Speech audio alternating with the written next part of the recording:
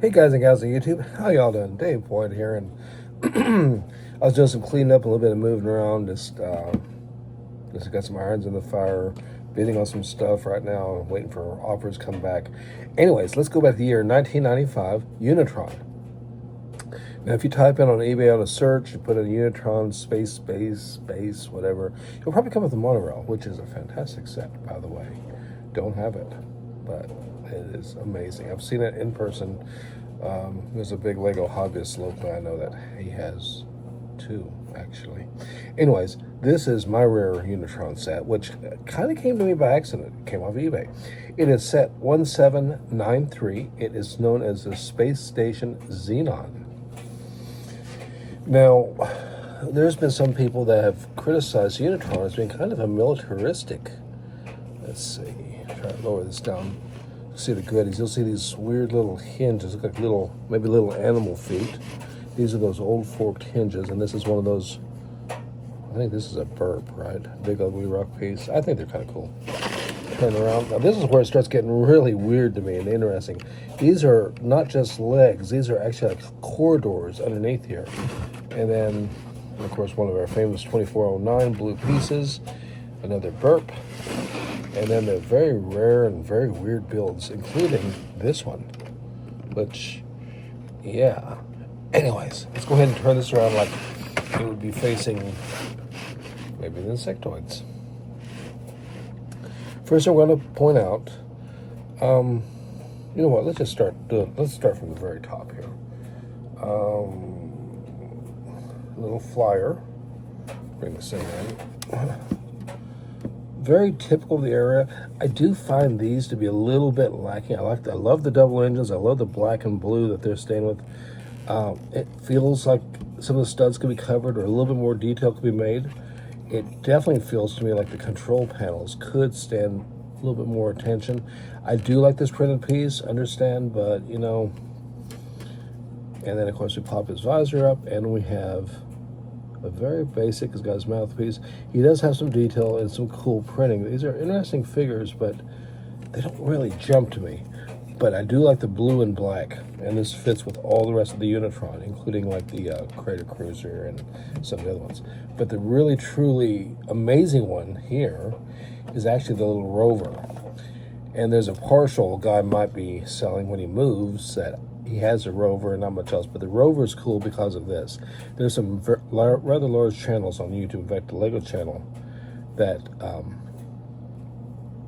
his rover doesn't have these parts, and no hate there. And he kept saying over and over during the video, hey, these things are really rare and these parts are hard to get. Kind of a strange build. It looks very much like guns to me. It doesn't look like any kind of a research vehicle like Explorers at all. It's one of my most favorite wheels, of the hard plastic wheels era. Was it 6118s?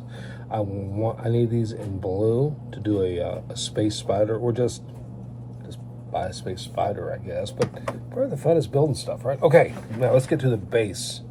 All right, we're going to tilt this camera down just a little bit, and this one has a little tool hitch on the back, and so it flips over. And when that's nice. When you flip it over, you got a little control panel up underneath here. Can you see that? Right here. So that's kind of an interesting and intentional build. The burps is what really got my attention.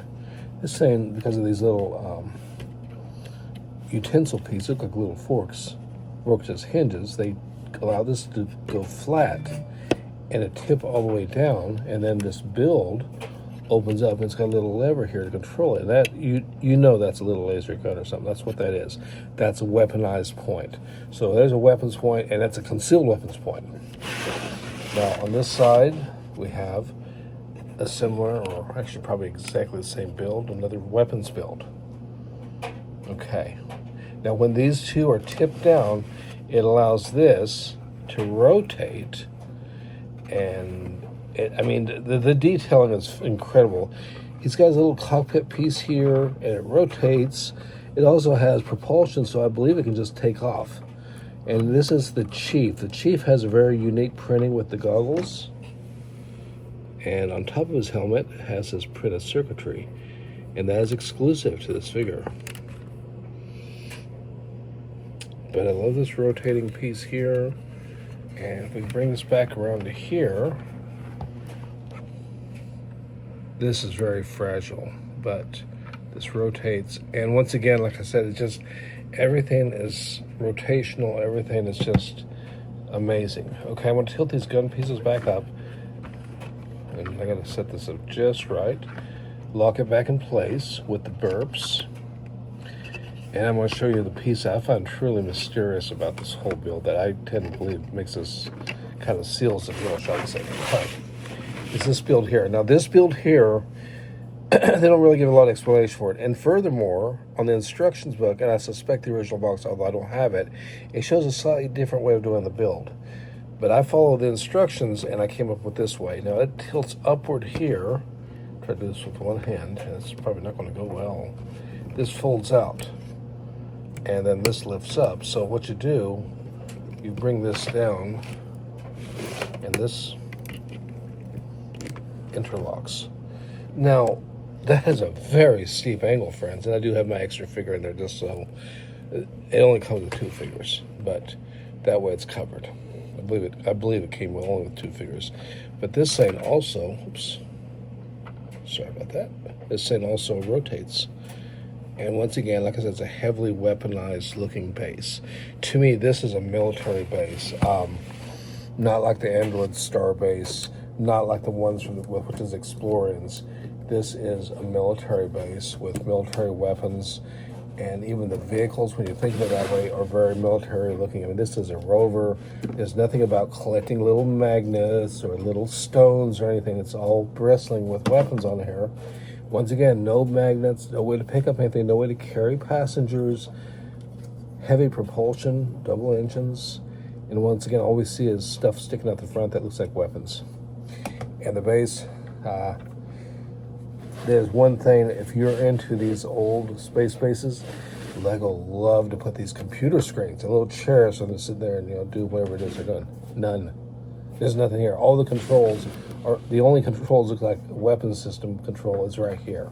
It's a rotating thing. He's got a little jet propulsion to probably blast off after the base has been overrun by, I don't know, gigabots or something, probably actually. So, there it is, the 1793 Space Station Zenon. And this is where I love it, in a way, about LEGO. And it's sad, too, sometimes about exclusivity. Notice the stairs there? That's our actual stair builds. There's a lot of really cool detail. But people don't seem to know about this set, and therefore, it's not really valuable. Although it's very exclusive. And like I said, I did a deep search, and finally a partial one has popped up on eBay. And he says he thinks it's missing about 30 pieces, which is bad. Because there's a lot of, maybe I should say exclusive pieces, but there's parts of here that'd be a little bit tough to find now. But I think he wants like $100 for it. But see the shipping because of the base and stuff. But he does have this little rover as part of the set. And that is cool, because this is definitely what you want. But I love these little builds. I think this is a great set. I'm okay with the fact that it's a militarized set. That's cool. It's okay. I'm totally down with LEGO being more about military stuff. That's, give them a thumbs up. But just a blast from the past. Lots of heavy use of this 2409 piece. And I believe LEGO made a total of 8 sets of this piece. And there's a part of me that goes, that'd be kind of cool to collect all those. But I don't know. It's a pretty expensive way to do it, and it takes up a lot of room. That is one thing that always kind of stayed away from base sets, is they take a lot of room. But hey, when I was a kid, I've been forced to take this apart and throw it into a Tupperware box or a bucket or something, and probably never be seen again. Now as an adult, I can leave it up on the shelf even though I don't have room for it, even though it makes no sense at all. The only way it could make sense is if I take it down and maybe mess around with it a little bit, do a little swoop test, right? Is that what adults say, swoop test? But I'm not going to pretend that. I'm going to say, hey man, it's got big features on it. That's what it is. And maybe toys die a little bit when you don't, like use them for what they're made for. Anyways, that's enough talking about this. So, 1793 Unitron Space Station Zenon from 1995. Appreciate the views and the great comments out there, great support. You all stay safe. Till next time, ciao.